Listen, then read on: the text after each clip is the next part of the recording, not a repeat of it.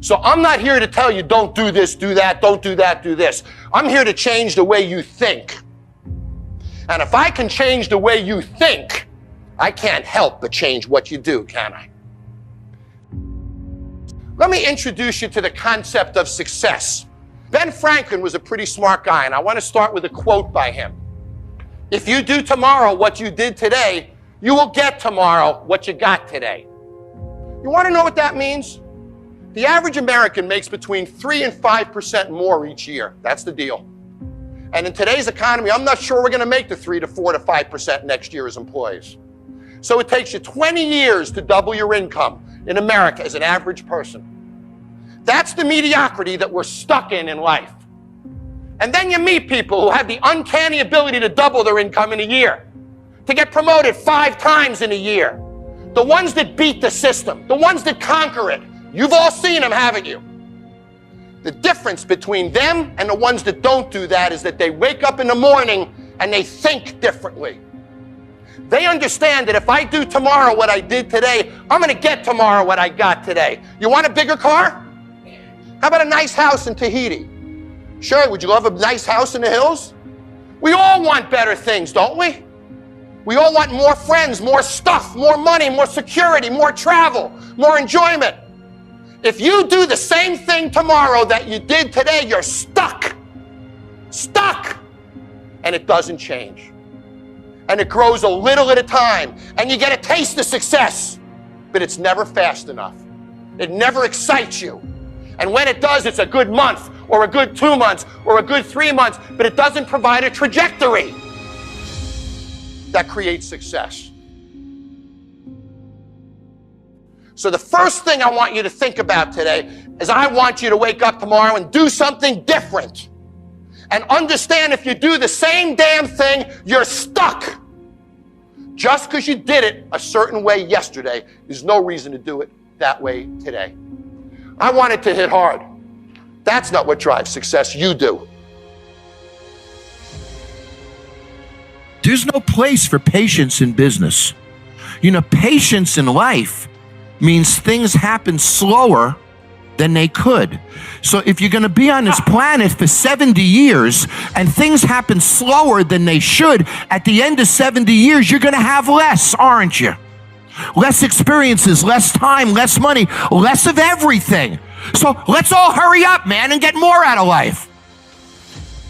If you think your life is complete, then I suggest that you're an ass. Because tomorrow always has a great opportunity in it. Your life is not complete until you close your eyes. So when you say somebody who's in a job they hate would love to be able to do this, my comment is, why the hell are you in a job you hate? Don't you have the courage to leave it? So you're in a job you hate, you're doing nothing to change it, but you'd like better. Sometimes you have if to they, do but if better. they have mouths to feed. Sometimes I get it. But what were the things about you? Listen, we'd have to go over those specific cases, I think, and really get into each person to break them. But what do you think that were the things about you? One of it is you always had your eyes open to tomorrow and new opportunities. What were some of the other things as part of your personality? Because there aren't many people like you, but I've seen and I'm studying more and more people where amazing things are happening at 55 and 60 and putting them on life journeys that they never thought they were going to have. And I'm seeing that you guys have a lot of the similar attributes, but what do you think? What was it about you, John? Courage. Courage. You know, the first time I went and shot a pilot for bar rescue was really hard. You think it's easy to scream at people on national television, to insult people on national television, to call you a jerk, challenge your marriage, challenge your integrity, challenge your professionalism? That's hard. That's not who I am. I don't wake up and embarrass people in front of their friends, right, in front of their family. Bar rescue is the hardest work I have ever done. The courage that it takes for me to go out there and do these things. The only final advice I would give you is I've lived a very unconventional life. And it's because I live my dream every day. Dreams are inspiring. Work is not. Find a dream. Dreams make this world go on. It built our whole country. And when we get in a rut as human beings is when we lose touch with our dreams. We lose the ability to fight for those dreams. So don't be an employee of Google. Live your dreams at Google. Find a way to match your dreams with the goals of your company and your own work, because there's nothing worse than when you see somebody who lost touch with their dreams. You wake up in the morning, you're failing. So you blame the president, you blame Congress, you blame Greece, blame the euro. I mean, construction industry, it's the mayor, it's the... And you wake up in the morning and you look in the mirror and you're not failing because it's the other guy's fault, or it's the economy's fault. But if you looked in the mirror and said, I'm failing because of me, you wouldn't like it, and you change that. And I believe the common denominator of failure in any business is excuses. As long as you wake up and blame poor sales on the economy or an environment, then you have no motivation to make it better, because it's not your fault. But in the worst economic environment, 4 or 5 years ago in this country that we've seen in our lifetimes, there were people making a lot of money, weren't there? In the height of that recession, there were people selling advertising, people opening restaurants, people building businesses. Somebody's making money, so the excuse is bull. It's bull. So wake up in the morning and own your failure.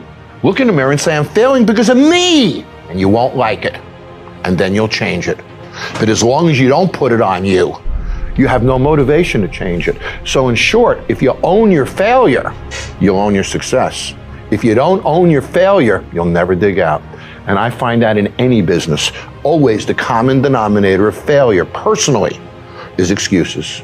You don't want to be a failure, do you? Not at all. You don't want to look in the mirror and experience that. If you can't blame anybody but yourself, you're going to change. You're going to fight it out. That's the deal. I have a dear friend who works for a large company, and he wants to open a franchise of sandwich stores. So he meets with me. He says, John, I need some advice. Do I leave my long-standing job and benefits and do this? Or do I... So why can't you have your cake and eat it too? Right? Why can't you bring in a partner? Why can't you bring in somebody to do it? There's ways to get there. It doesn't have to be absolute. So if somebody wants to create a second career, create new opportunities in their life, figure out a way to do it without risking what you have. Right? And if you want it enough, you'll figure it out. I BS'd my way into jobs that I didn't have the experience to do and pulled it off.